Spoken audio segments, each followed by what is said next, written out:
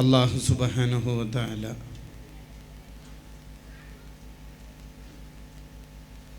നമുക്ക് തന്ന അനുഗ്രഹങ്ങളെക്കുറിച്ച് എപ്പോഴും നമ്മൾ ആലോചിക്കണം. ആ അനുഗ്രഹങ്ങളെല്ലാം ഉപയോഗിച്ച് വിജയിക്കാൻ കഴിയണം. അതിന് നമ്മൾ എന്താണ് ചെയ്യേണ്ടത്? എങ്ങനെയാണ് അനുഗ്രഹങ്ങൾ ഉപയോഗിച്ച് വിജയിക്കുക? ആരാണ് വിജയിക്കുന്നവർ, ആരാണ് പരാജയപ്പെടുന്നവർ എന്ന് ആലോചിക്കുമ്പോൾ നമുക്ക് ചരിത്രങ്ങളിൽ ധാരാളം ഉത്തരങ്ങളുണ്ട്. സമ്പത്ത് കൊണ്ട് വിജയിച്ചവരുണ്ട്, പരാജയപ്പെട്ടവർ ഉണ്ട്. മക്കളെ കൊണ്ട് വിജയിച്ചവരുണ്ട്, തോറ്റവരുണ്ട്. ഇങ്ങനെ ഓരോ അനുഗ്രഹങ്ങളെ നമ്മളൊന്ന് ആലോചിക്കുമ്പോൾ നമുക്കതിൽ ഉണ്ടാവേണ്ട പേടി, ഒരു പ്രതീക്ഷയെക്കുറിച്ച് ഇമാമുമാർ അവരുടെ കിതാബുകളിൽ എഴുതി വെക്കുന്നുണ്ട്. ഉദാഹരണം പറയാം. ഒരാൾക്ക് സ്വന്തം അയൽവാസി, ആ അയൽവാസിയുടെ കാരണം, ആ അയൽവാസിയുടെ ശുപാർശ കൊണ്ട് സ്വർഗത്തിലെത്തുന്ന മനുഷ്യന്മാരും ഉണ്ടാകും.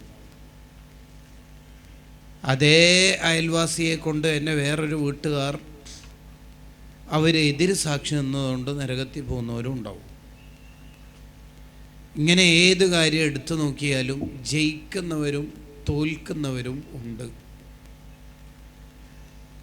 അടിസ്ഥാനപരമായി നമുക്കുണ്ടാവേണ്ട ആലോചനകളെ ഇമാമുമാർ, വിശേഷിച്ച് ഇമാം ഇബ്നു ഹജർ അസ്ഖലാനി റളിയല്ലാഹു അൻഹു എഴുതി വെക്കുന്നുണ്ട്. സയ്യിദുനാ ഉസ്മാൻ ഇബ്നു അഫ്ഫാൻ റളിയല്ലാഹു അൻഹു പറയുന്നത് കാണാം, മുഅ്മിനായ മനുഷ്യന് എപ്പോഴും ചില കാര്യങ്ങൾ ഓർത്ത് പേടി വേണം.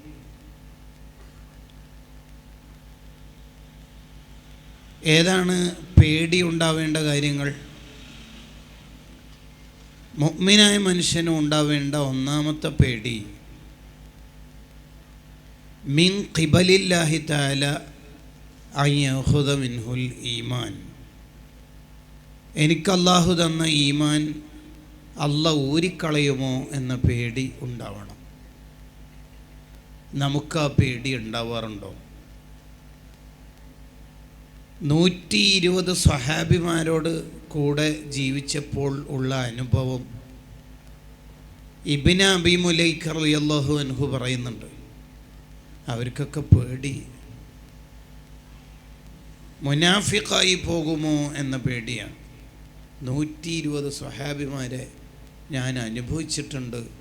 അവർക്കൊക്കെ പേടി നിഫാഖുണ്ടായി പോകുമോ, കപടവിശ്വാസിയായി പോകുമോ എന്നുള്ള പേടിയാണ്. നമുക്ക് ഉള്ളിൻ്റെ ഉള്ളിൽ എനിക്ക് അല്ലാഹു തന്ന ഈമാൻ ഊരിക്കളയുമോ എന്ന പേടി ഉണ്ടാവണം. എത്ര വലിയ ഇബാദത്തെടുക്കുന്ന ആളാണെങ്കിലും, ധാരാളം ഖൈറാത്ത് ജീവിതത്തിൽ ചെയ്തിട്ടുണ്ടെങ്കിലും, പലരും അടിപതറിപ്പോയ, മരിക്കണ സമയത്ത് ഈമാൻ നഷ്ടപ്പെട്ടു പോയ ചരിത്രങ്ങൾ നമ്മൾ പലരുടേതും കേട്ടിട്ടുണ്ട്. ഹജ്ജ് ക്ലാസ് എടുത്ത പണ്ഡിതൻ ഈമാനില്ലാതെ മരിച്ചുപോയ കഥയുണ്ട് കിതാബുകളിൽ. പള്ളിയിൽ ദീർഘകാലം ബാങ്ക് കൊടുത്ത മനുഷ്യൻ്റെ ചരിത്രത്തിലും ഉണ്ട് ഇതേ സംഭവം. ഇങ്ങനെ ഓരോന്ന് എണ്ണിപ്പറയാണെങ്കിൽ കുറേ ആളുടെ കഥകളുണ്ട് ഈ വിഷയങ്ങളിൽ. അപ്പോൾ നമുക്കും പേടിയുണ്ടാവേണ്ട ഒരു കാര്യമാണ്, എൻ്റെ ഈമാൻ അല്ലാഹു ഊരിക്കളയോ റബ്ബേ എന്ന്. ആ പേടിയാണ്. അബൂ ഹനീഫ റളിയല്ലാഹു അൻഹു പറയുന്നുണ്ട്, പലർക്കും ഈമാൻ നഷ്ടപ്പെടുന്നത് മരിക്കണ നേരത്താണ്. പലരുടെയും ഈമാൻ നഷ്ടപ്പെടാനുള്ള കാരണം അവർക്ക് എൻ്റെ ഈമാൻ നഷ്ടപ്പെടുമോ എന്ന് പേടിയില്ലാത്തതിൻ്റെ കാരണത്താലാണ്. മാ അമിന അഹദുൻ അലാ ദീനിഹി ഇല്ലാ സുലിബ. ഒരാൾക്ക് തോന്നുകയാണ് എൻ്റെ ഈമാനൊന്നും നഷ്ടപ്പെടില്ല.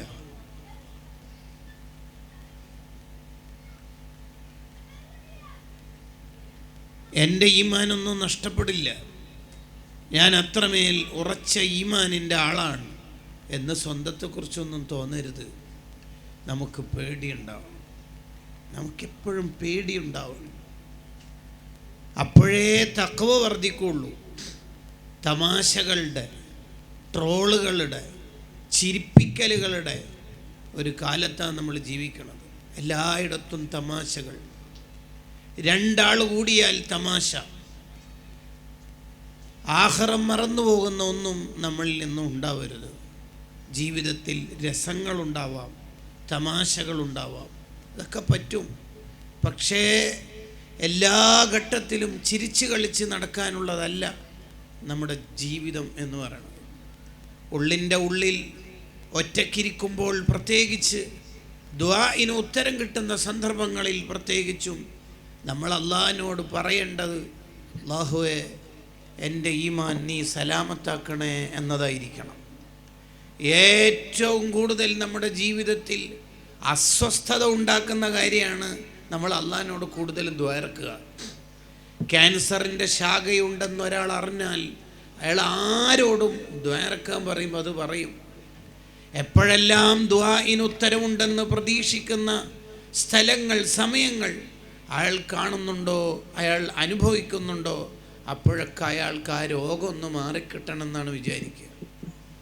നമ്മളുടെ ഉള്ളിൽ ഏറ്റവും കൂടുതൽ അസ്വസ്ഥത ഉണ്ടാവേണ്ടത്, അല്ലാഹ് എൻ്റെ ഈമാനെങ്ങാനും നഷ്ടപ്പെട്ടു പോയാൽ പിന്നെ നമ്മുടെ നിസ്കാരം എന്തിന്, പിന്നെ നമ്മുടെ നോമ്പെന്തിന്? ഈമാനില്ലാത്തവരുടെ ഇബാദത്തുകൾ അള്ളാഹു സ്വീകരിക്കൂലല്ലോ, ഇല്ല. ആകയാൽ ഉള്ളിൻ്റെ ഉള്ളിൽ നമുക്ക് ഈമാൻ വർദ്ധിക്കാൻ ഈ പേടി അനിവാര്യമായിട്ടുണ്ടാവണം.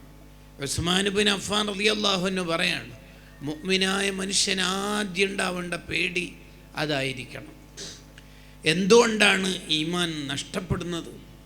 പല തെറ്റുകുറ്റങ്ങളും അതിന് കാരണമായി കിതാബുകളിൽ കാണാം. അതിലൊന്ന് ഉഖൂഖുൽ വാലിദൈൻ, മാതാപിതാക്കളെ പ്രയാസപ്പെടുത്തലാണ്. മാതാപിതാക്കളെ ബുദ്ധിമുട്ടിക്കരുത്. ഭാര്യൻ്റെ ഉമ്മയെ നമ്മൾ വേദനിപ്പിക്കരുത്. അവരോടും നമുക്ക് കടപ്പാടുകളുണ്ട്. സ്വന്തം മാതാപിതാക്കളോട് പിന്നെ പറയാനില്ല. ഒരു നിലക്കും നമ്മൾ അവരെ പ്രയാസപ്പെടുത്തരുത്. മാതാപിതാക്കളോട് തെറ്റി നിൽക്കുന്ന കൂട്ടുകാർ നമുക്കുണ്ടാവാൻ പാടില്ല. നമ്മുടെ കൂട്ടുകാരിൽ ഒരാളും അവൻ്റെ ഉമ്മയെ വേദനിപ്പിക്കുന്ന ആളാവരുത്. അത് നമ്മുടെ കൂട്ടുകാർ നന്നാവണം എന്ന കൺസെപ്റ്റ് മാത്രമല്ല, നമ്മുടെ സ്വന്തം മാതാപിതാക്കളോടുള്ള കടപ്പാടിൻ്റെ ഭാഗമാണ് നമ്മൾ നമ്മുടെ ഉപ്പാനോടും ഉമ്മാനോടും നല്ല നിലക്ക് നിൽക്കണമെന്ന് മാത്രമല്ല, നമ്മുടെ കൂട്ടുകാരിൽ ഒരാൾ പോലും ഉപ്പാനോടും ഉമ്മാനോടും തെറ്റി നിൽക്കുന്ന ആളുണ്ടാവാൻ പാടില്ല. ഭാര്യയ്ക്ക് ഉമ്മയേക്കാൾ പ്രാധാന്യം കൊടുക്കുന്ന ഉണ്ടാവരുത്. ഉപ്പയെ സുഹൃത്തുക്കളെക്കാൾ പരിഗണിക്കണില്ല അവൻ. സുഹൃത്തുക്കൾക്കാണ് നമ്മുടെ സുഹൃത്തിൻ്റെ പരിഗണന, സുഹൃത്തുക്കൾക്കാണ്, ഉപ്പക്കല്ല. ഉപ്പാനെ വില വെക്കാത്തവനാണ് അവൻ. നമ്മുടെ കൂട്ടുകാരനാവാൻ പറ്റൂല. അപ്പോൾ നമുക്കൊരു സംശയം ഉണ്ടാവും. എന്താ സംശയം? ഞാൻ എൻ്റെ ഉപ്പാനുമാനും മര്യാദയ്ക്ക് നോക്കിയാൽ പോരെ, എൻ്റെ സുഹൃത്തുക്കൾ മാതാപിതാക്കളെ ബുദ്ധിമുട്ടിക്കുന്ന ആളാവരുത് എന്ന് പറയുന്നതിലെ അർത്ഥം എന്താണ്? അതിൻ്റെ ഉത്തരം, ഏത് തെറ്റ് ചെയ്യുന്നവനാണെങ്കിലും അവൻ്റെ കൂടെ നമ്മൾ കൂട്ടുകൂടുമ്പോൾ രണ്ടിലൊന്ന് സംഭവിക്കും. ഒന്നുകിൽ ആ തെറ്റ് നമ്മൾ വേഗം ചെയ്യും. ചന്ദനം ചാരിയാൽ നമുക്കറിയാലോ. അല്ലെങ്കിൽ ആ തെറ്റ് നമ്മൾ ചെയ്യില്ലെങ്കിലും ആ തെറ്റിനോടുള്ള ഗൗരവം നമ്മളിൽ നിന്ന് നഷ്ടപ്പെട്ടുകൊണ്ടിരിക്കും. ലഹരി ഉപയോഗിക്കുന്ന ഒരാളാണ് നമ്മുടെ കൂട്ടുകാരനെങ്കിൽ നമ്മളും കുറച്ച് രസിച്ചാലോ എന്ന് വിചാരിക്കും. ഇനി കുറച്ച് സ്ട്രോങ്ലി നമ്മൾ നിൽക്കുന്നുണ്ടെങ്കിൽ ലഹരി ഉപയോഗിക്കൽ എന്നങ്ങനെ വലിയ തെറ്റായിട്ട് എനിക്ക് തോന്നിയിട്ടില്ല എന്ന മദ്ഹബിലേക്കെങ്കിലും അയാൾ എത്തിച്ചേരും. അതാണ് പ്രശ്നം. ഇമാം ഗസാലി റഹ്മഹുല്ലാ അത് സൂചിപ്പിക്കുന്നുണ്ട്. പറഞ്ഞു വരുന്നത്,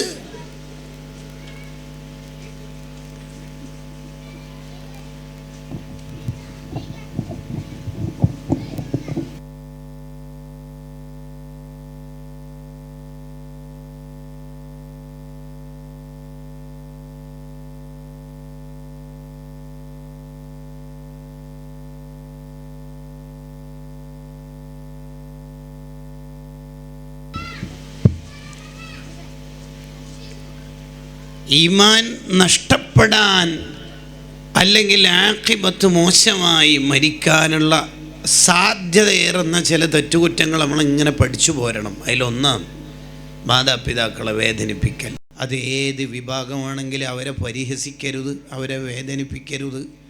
അവരെ പരിഹസിക്കുന്നത് വിഷം കൊണ്ടുള്ള കളിയാണെന്നാണ് കിതാബുകൾ പറയണത്. വിഷം കൊണ്ടുള്ള കളിയാണ്. അയാൾ ഈമാൻ അങ്ങ് നഷ്ടപ്പെടും. സോഷ്യൽ മീഡിയയിൽ പരിഹാസങ്ങളുടെ ഒരു ലോകം തീരുമ്പോൾ നമ്മളതിലൊന്നും ഇടപെടരുത്. നമ്മൾ ഈമാനെ ബാധിക്കും.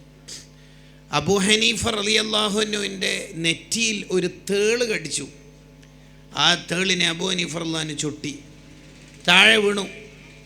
താഴെ വീണപ്പോൾ അബൂ ഹനീഫ റളിയല്ലാഹുവിൻ്റെ ശിഷ്യന്മാർ കൊല്ലാൻ വേണ്ടി നോക്കുമ്പോൾ അത് ചത്തുപോയിട്ടുണ്ട്. അതെന്തേ? അബൂ ഹനീഫ റളിയല്ലാഹുവിൻ്റെ ബ്ലഡല്ലേ കുടിച്ചത്, അതാണ് അതിൻ്റെ കാരണം.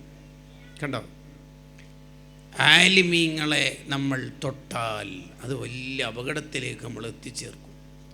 ബിദ്അത്തുകാരാണ് ആ വിഷയത്തിൽ ഗൗരവം കുറച്ചു കൊണ്ടുവന്നത്. ആലിമീങ്ങൾ എന്തും പറയാം എന്ന് പറയുന്ന സാധനം മലയാള മണ്ണിലേക്ക് കൊണ്ടുവന്നത് ബിദ്അത്തുകാരാണ്. അതിനെ ചുവട് പിടിച്ച് നമ്മൾ ഒരു നിലക്കും ഒരാലിമിനെയും ഒരു ഉസ്താദിനെയും ഒരു സയ്യിദിനെയും നമ്മൾ തൊടാൻ പോകരുത്. അത് നമ്മളെ ആഖിബത്തിനെയാണ് ബാധിക്കുക. നമ്മുടെ ആഖിബത്തിൻ്റെ കാര്യം നമ്മൾ തന്നെ നോക്കണം. നമ്മൾ ജനിച്ച കാലം എടുത്ത് പരിശോധിച്ചാൽ ഒരു 2 വയസ്സ് 2.5 വയസ്സ് മുതൽ നമ്മൾ മെല്ലെ മെല്ലെ മെല്ലെ സംസാരിക്കാനൊക്കെ തുടങ്ങിയിട്ടുണ്ടാവും. ഇപ്പോൾ നമ്മൾ ടോട്ടലി സംസാരിച്ച വാക്കുകളൊന്നും എണ്ണിത്തിട്ടപ്പെടുത്താൻ കഴിയാത്ത അത്രയും ഉണ്ടാവും. നമ്മുടെ ഈ സംസാരമൊക്കെ സ്റ്റോപ്പാവുന്ന ലാസ്റ്റ് മൊമെൻറ്റിൽ, മരിക്കണ ഘട്ടത്തിൽ നമുക്ക് അല്ലാഹ് എന്ന് ഉരുട്ടിട്ട് പോകണം. അല്ലാഹ് ലാ ഇലാഹ ഇല്ലല്ലാഹ് എന്ന് ഉച്ചരിച്ചിട്ട് പോകാൻ നമുക്ക് കഴിയണം.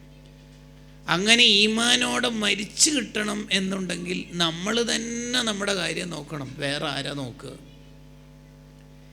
ആഖിബത്ത് മോശമാവുന്ന, ഈമാൻ നഷ്ടപ്പെടുന്ന എന്തെങ്കിലും തെറ്റുകുറ്റം നമ്മൾ രഹസ്യത്തിലോ പരസ്യത്തിലോ ചെയ്തു വെച്ചാൽ പിന്നെ ആരാ അതിന് നമുക്ക് രക്ഷപ്പെടുത്താനുണ്ടാവുക?